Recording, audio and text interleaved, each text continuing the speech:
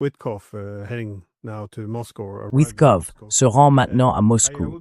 Arrivé à Moscou, je serai critique, ou du moins pessimiste, quant à la volonté de présenter un accord qui serait acceptable pour la Russie. Mais d'un autre côté, il semble que nous nous dirigions vers une tempête parfaite.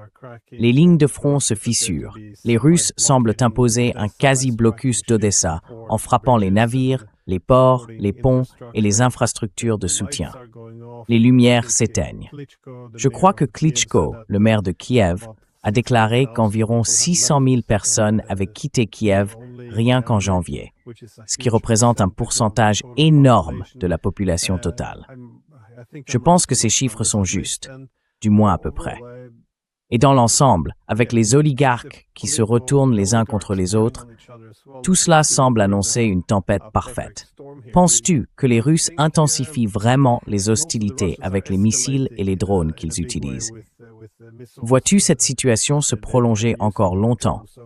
Parce que si j'étais Zelensky, je me dirais que cela ne peut pas bien se terminer. Il faut conclure un accord dès aujourd'hui.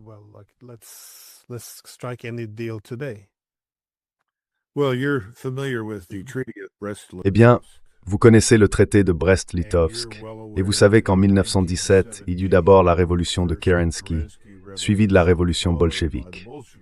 Il était très clair que la Russie avait perdu sa position dans la Première Guerre mondiale, et elle perdit également des territoires. En réalité, les Allemands n'occupaient pas tant que cela. Ils contrôlaient le littoral baltique, la majeure partie de la Pologne et certaines régions d'Ukraine. Au sud, les Autrichiens avaient pris quelques territoires, mais c'était à peu près tout. Les forces se retranchèrent alors sur la défensive, et les Russes s'épuisèrent et subirent une défaite terrible en conséquence.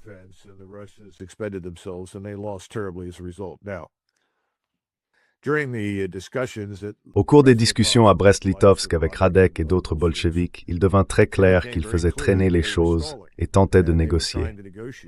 Le responsable allemand, le général de division Hoffmann, appela Berlin et parla à Ludendorff. Il dit « Ces gens ont perdu la guerre. Ils n'ont rien pour nous arrêter. Ils nous font perdre notre temps. Nous allons devoir agir. » Et Ludendorff répondit « Dites-leur que nous marcherons sur Moscou. » Il donna l'ordre de rassembler une force de 400 000 soldats allemands et de les mettre en route vers Moscou. L'information parvint immédiatement à Lénine, qui envoya Trotsky à Brest-Litovsk et dit « Nous signerons tout ce que vous voudrez. »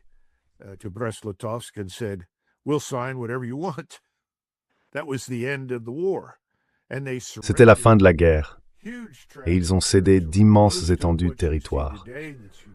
La majeure partie de ce que vous voyez aujourd'hui comme l'Ukraine, certainement à l'ouest du Dniepr, la moitié de la Biélorussie et tout le littoral baltique ont été remis aux Allemands. Fin de la discussion. La guerre était terminée. Alors quelle est la leçon? Je ne veux pas faire la leçon à M. Poutine, c'est un homme intelligent et réfléchi. Je ne veux pas donner de conseils au ministre des Affaires étrangères. C'est à lui de déterminer ce qui sert les intérêts de la Russie. Mais je dirais que tant que vous ne vous tenez pas sur le Dniepr, en face de Kiev, tant que vous ne faites pas traverser vos forces à Zaporizhia par le pont qui s'y trouve pour avancer vers Odessa, cela ne s'arrêtera pas.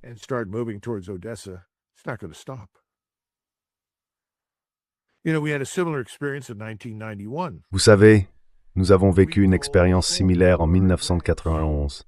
Nous avons arrêté notre avancée. J'étais très contrarié à l'époque. Je ne voyais aucune raison de nous arrêter. J'ai dit, qu'est-ce qui a changé? Le gouvernement à Bagdad est-il toujours en place? C'était ma question. Et bien sûr, nous ne savions pas vraiment. Puis soudain, nous avons reçu la nouvelle, c'est fini, une guerre de 100 heures, nous allons avoir un traité, blablabla. Je n'en revenais pas. Et d'ailleurs, l'autre personne qui était tout aussi perplexe face aux résultats, c'était Saddam Hussein. Il a demandé à l'individu qui revenait des négociations, « Les Américains traversent-ils le fleuve Euphrate ?» Il a répondu, « Non, monsieur, ils se sont arrêtés. »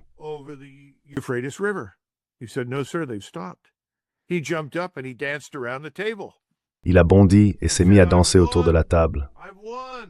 Il a dit, « J'ai gagné, j'ai gagné. » Il avait raison. Il avait gagné. Et c'est l'une des raisons pour lesquelles nous étions de retour là-bas en 2003. Nous avons perdu la guerre sur le plan stratégique parce que nous n'avons pas agi de manière décisive. Et il n'aurait pas fallu beaucoup de troupes pour le faire. C'était l'autre mythe que nous faisions face à une sorte de troisième armée de la garde, à la soviétique, vous savez, aux abords de Berlin. C'était un tas de bêtises. Nous aurions pu marcher sur Bagdad avec quelques milliers d'hommes et dire ensuite « Donnez-nous Saddam Hussein et sa bande, débarrassez-vous d'eux et nous partirons d'ici. Ce sera terminé.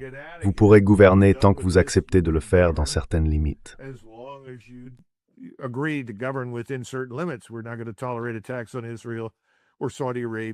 Nous ne tolérerons pas d'attaques contre Israël, l'Arabie saoudite ou tout autre État de la région. Nous avons tout gâché, nous avons tout jeté par la fenêtre. Cela pourrait arriver aux Russes s'ils ne font pas attention, car ce régime corrompu, c'est une kleptocratie comme on en a rarement vu. Cet homme Zelensky possède plus d'1 milliard de dollars en liquide répartis dans divers comptes bancaires. Ce n'est pas un secret. La CIA le sait. Je suis sûr que d'autres agences de renseignement, comme le Mossad et le MI6, en sont également informées. C'est une façade de gouvernement installée à Kiev, dont la principale mission, en dehors de s'enrichir et de maintenir cette escroquerie, est de continuer à infliger des dégâts aux Russes.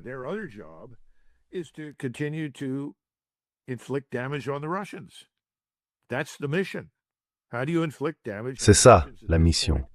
Comment infliger des dégâts aux Russes à ce stade, en restant en vie? Le simple fait qu'ils soient là constitue une menace, c'est déjà un dommage. Le MI6 et la CIA feront tout ce qui est en leur pouvoir pour maintenir ce statu quo. Et les Russes doivent accepter cette réalité.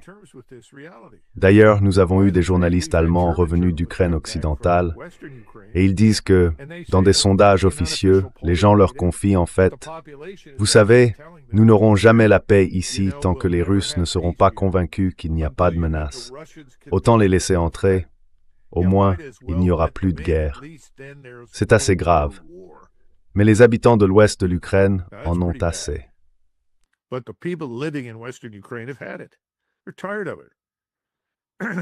Ils en ont assez, et je suis d'accord avec eux. Mais nous refusons d'exercer le pouvoir et l'autorité que nous possédons, et cela inclut de retirer Zelensky du pouvoir, ainsi que les criminels qui l'entourent. On pourrait placer quelqu'un à la tête d'un gouvernement intérimaire qui ne fasse pas partie du problème, qui n'ait pas de passé néo-nazi, qui ne fasse pas partie de la clique de Zelensky, et lui dire « Votre tâche est d'y mettre fin, et nous vous soutiendrons. » Mais nous ne le faisons pas. Nous refusons de le faire. Dans ces conditions, tout comme les Allemands ont dû traiter sévèrement Lénine en janvier 1918, nous devrions traiter sévèrement cet homme, Zelensky, pour la même raison. Sinon, cela ne finira pas.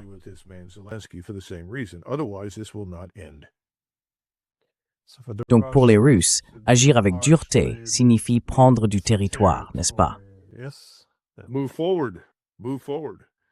Avancez. Avancez. Ce que vous décidez de garder et ce que vous décidez d'abandonner, c'est une décision pour plus tard. Votre problème pour l'instant est à Kiev et vous devez couper Odessa. La plupart du matériel, le gros matériel, un grand nombre de mercenaires, de grandes quantités d'explosifs, est passé par ce port d'Odessa vers l'Ukraine. Cela doit cesser. Point final. Quels que soient les accords que vous conclurez à la fin de cette guerre, Odessa ne peut pas être un instrument de destruction pour la Russie. Maintenant, quelle est la solution? Faut-il y entrer et la prendre? C'est une solution. Les Russes vont dire « Eh, c'est une ville russe, elle l'a toujours été, au diable, tout ça, nous la prendrons. » Ou bien vous pouvez dire « Nous l'administrerons, mais elle sera neutre et ce sera un port franc que tout le monde pourra utiliser. » Mais nous veillerons à ce qu'il soit utilisé à des fins commerciales, pacifiques et non militaires.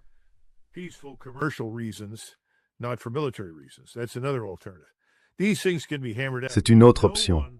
Ces choses peuvent être réglées, mais personne en Occident et personne à Washington ne va s'asseoir pour examiner tout cela avec les Russes dans la situation actuelle. Ils vont continuer à parler d'un cessez-le-feu stupide. Et les Russes ont toujours été intéressés. Il faut remonter à décembre 2021 Il faut regarder les propositions de cette époque et comprendre quels ont toujours été les intérêts russes. Ils veulent une architecture de sécurité qui rende une guerre future impossible, surtout une lancée depuis l'Ukraine, et qui leur assure, ainsi qu'à leur population, la sécurité. Je veux dire, si vous êtes Poutine, vous devez écouter les gens qui vivent dans le sud de la Russie, dans le nord de la Russie, dans divers endroits qui se retrouvent soudainement sous les attaques de missiles Storm Shadow ou de drones à longue portée. Je veux dire, il doit écouter cela.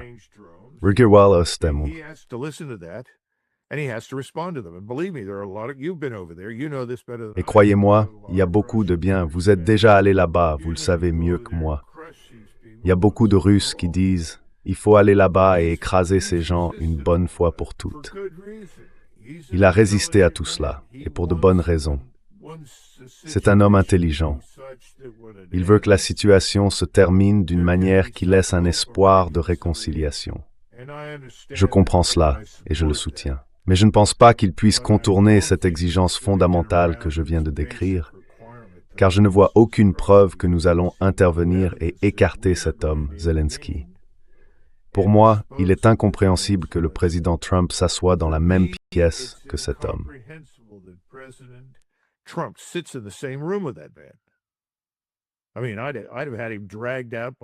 Je veux dire, je l'aurais fait traîner dehors par la gorge la dernière fois qu'il était dans le bureau ovale, à parler au président des États-Unis de la façon dont il l'a fait. Je suis simplement choqué que le président Trump ait accepté cela. Incroyable. Mais c'est ce qui s'est passé. Alors nous voilà assis ici, dans une sorte d'état de semi-paralysie en ce qui concerne l'Ukraine. Les Européens pensent qu'ils peuvent faire ce qu'ils veulent, et j'imagine qu'ils ont raison, puisque personne au sommet de l'OTAN n'a dit non. Ils ont toute la structure militaire américaine et autres, là-bas, en train d'encourager cette guerre. Vous savez, ce sont les mêmes personnes qui ont sacrifié entre 1,5 et 1,8 million d'Ukrainiens en uniforme dans une série d'offensives et d'opérations stupides pour lesquelles ils n'étaient pas préparés et qu'ils ne pouvaient pas gagner.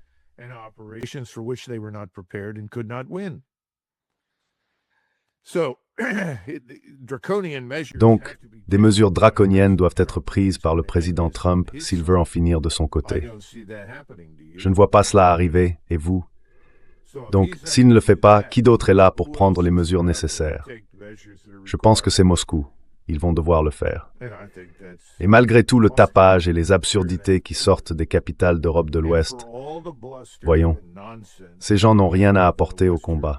Et s'ils sont assez stupides pour même suggérer l'utilisation d'une ogive nucléaire quelque part, il ne faudrait pas grand-chose aux Russes pour mettre la Grande-Bretagne hors d'état de nuire, ça c'est sûr.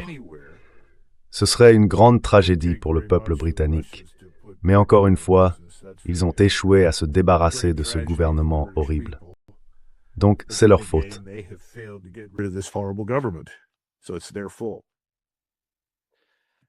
Eh bien, colonel, merci beaucoup pour votre temps. Je pense que nous avons un peu dépassé. Merci, on vous fait de fort. Je suis désolé de m'emporter et de râler. Je m'excuse. Non, merci à vous. Thank you.